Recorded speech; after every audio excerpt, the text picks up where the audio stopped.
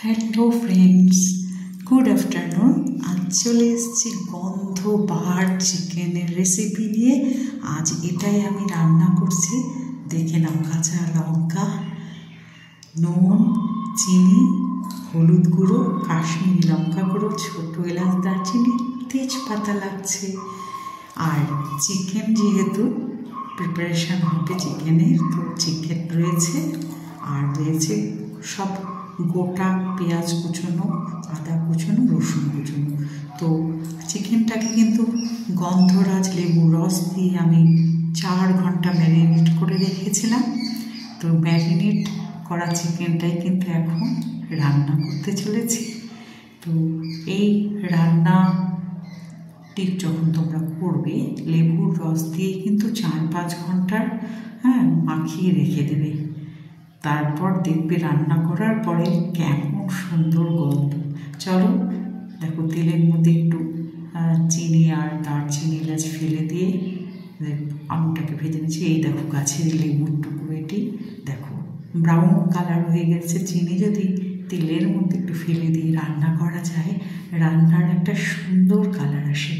দেখো এখনও নুন হলুদ কিছু পড়েনি, কি সুন্দর ব্রাউন কালার এসছে। তো আদা কুচনো, রসুন গ্রেট করা যে আদা, পুরোটা দিয়ে আমি ভালো করে তেলের মধ্যে দেখছো নেড়ে চেড়ে মিশিয়ে নিলাম। ভাজা তো অবশ্যই হলো। দিয়ে দিচ্ছি কুচনো পেঁয়াজ। পুরো রান্নাটাই কিন্তু কুচনো আদা, কুচনো রসুন এবং কুচনো পেঁয়াজের ওপর যাবে। এবং দেখবে আমি আধা পেঁয়াজও দিয়ে দিয়েছি, একটা আস্ত পেঁয়াজ দিয়ে। কিন্তু পেঁয়াজের সাইজ এত বড় ছিল যে আমি দেখতে পাচ্ছ টুকরো করে দিয়েছি। ভীষণ ভালো লাগে যখন এই রান্নাটি তৈরি হয়ে যায়, তখন ভাত দিয়ে ফ্রাইড রাইস দিয়ে খেতে খুব ভালো লাগে। দিয়ে দিলাম এতক্ষণ পর দেখো তেজপাতা এবং নুন। এখন ভালো করে ভেজে নেব। আর এই যে ম্যারিনেট হওয়া চিকেন পিসগুলো দেখতে পাচ্ছ, যতক্ষণ ম্যারিনেট করে রাখা যাবে রান্না করার পরে ততটাই সফট কিন্তু চিকেনটা রান্না হবে। আর এই যে পেঁয়াজের টুকরোগুলো দিয়ে দিচ্ছি, দেখো ভালো করে ফ্রাই করে নিলাম। যেহেতু কুচনো পেঁয়াজ, তাই ভালো করে নেড়ে চেড়ে কিন্তু একদম ব্রাউন ব্রাউন করে আমি দেখো ভেজে নিচ্ছি। আর এই ভাজার উপরেই কিন্তু ম্যাজিক আছে। দিয়ে দিচ্ছি গন্ধরাজ লেবুর রস। আজ কিন্তু টমেটো নয়, পুরো রান্নাটাই গন্ধরাজ লেবুর রসের সাথে চলছে। দেখো এখনও যে চিনির রঙে রং হয়ে রয়েছে, পড়ে গেল এতক্ষণ পর হলুদ। লঙ্কা গুঁড়ো না পড়লে তেলের মধ্যে রান্নার কালারই আসে না, তাই না? তো দেখো আমি কিন্তু একদম সুন্দরভাবে আমি কিন্তু হলুদটাকে পুরো পেঁয়াজ রসুনগুলোর মধ্যে একদম মিশিয়ে কষিয়ে নিচ্ছি। দিয়ে দিচ্ছি জিরের গুঁড়ো। তো এগুলোকেও আমি আজকে গোটাই পেস্ট আর করলাম না, জল মিশিয়ে এইভাবেই দিয়ে দিলাম গুঁড়ো মশলাটাকে। লঙ্কার গুঁড়ো পড়ে গেছে। এবারে আসল কালার দেখো এসে যাচ্ছে।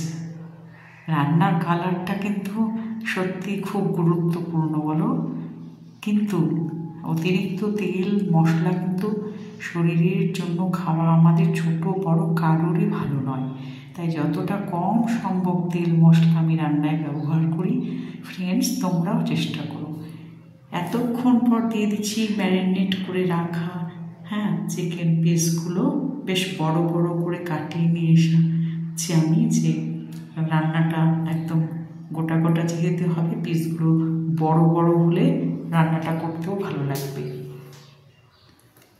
ভালো করে দেখো মশলাগুলো কিন্তু এই পিসগুলোর সাথে একদম নেড়ে নেড়ে ওপর থেকে নিচ করে করে খুব সুন্দরভাবে ফ্রাই করে নিতে হবে। আর ম্যারিনেট করা জিনিস রান্না করতে গেলে কিন্তু জানবে যে ওটা কিন্তু আধা রান্না ম্যারিনেটের মধ্যেই হয়ে যায় ফ্রেন্ডস। তাই আমি চেষ্টা করি সময় পেলে ম্যারিনেট করে রাখার, মশলা মাখিয়ে বা যে জিনিসগুলো দিয়ে আমি ম্যারিনেট করে রাখতে চাই সেগুলো দিয়ে। তো দেখো কি সুন্দর একটা রং এসছে। খুব অল্প মশলা এবং তেল মশলা ছাড়া চিকেন খাওয়া তো যায় না, তাই যতটুকু না দিলে নয় তাই দিয়ে যত টেস্টি রান্না করতে পারবো সেখানেই কিন্তু ক্রেডিট। তো বাড়িতেও সবাই ভালো রান্নাই খেতে চায়, একদিন একটু এদিক ওদিক হলেই সর্বনাশ হয়ে যায়। সবাই বলে আজকে নাকি রান্নায় আমার মন ছিল না। তো দেখো, কষিয়ে রাখা চিকেন পিস আমি আমার জন্য উঠিয়ে রাখলাম, কারণ আমি কষানো চিকেনটা দিয়েই কিন্তু আজকে খাবো, আর বাকিদের জন্য কিন্তু এই রান্নাটা হচ্ছে। আমি যেটাই ঘরে রান্না করি সেটাই বন্ধু তোমাদের সাথে আমি শেয়ার করে দিই। সবাই রান্না করো, সবাই কিন্তু ভালো রান্না করতে জানো আমি জানি, কিন্তু আমি যেমনটা পারি যেমনটা করি সেটাই কিন্তু আমি তোমাদের সাথে শেয়ার করি। দেখো তেলটা ভেসে উঠেছে, খুব বেশি তেল দেওয়া হয়নি, তোমরা দেখেছো। আর সত্যি সত্যি এত অল্প তেল মশলাতেও কিন্তু রান্নাটার কেমন কালার এসছে। তেলের মধ্যে একটু চিনি ফেলে দিলে এই কালারটা আসবে, তোমরা জেনে রাখো ভালো করে। আর এই দেখো, এই ফটোগুলো আমি পাঠিয়ে দিলাম, রান্না কিন্তু আমার রেডি, সবাই খেতেও বসে যাবে। তো কেমন লাগলো অবশ্যই জানাতে ভুলো না।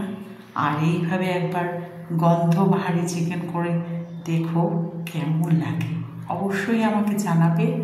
আর ভালো লাগলে পাশে থেকো, হ্যাঁ, লাইক শেয়ার কমেন্ট করো।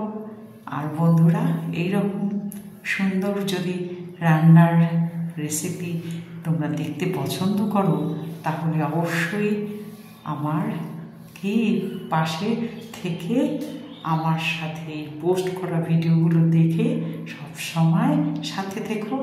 অবিরাম ভালোবাসা তোমাদের জন্য, বন্ধু ছাড়া জীবনে আর কিচ্ছু নেই। সবাই ভালো থেকো, টাটা।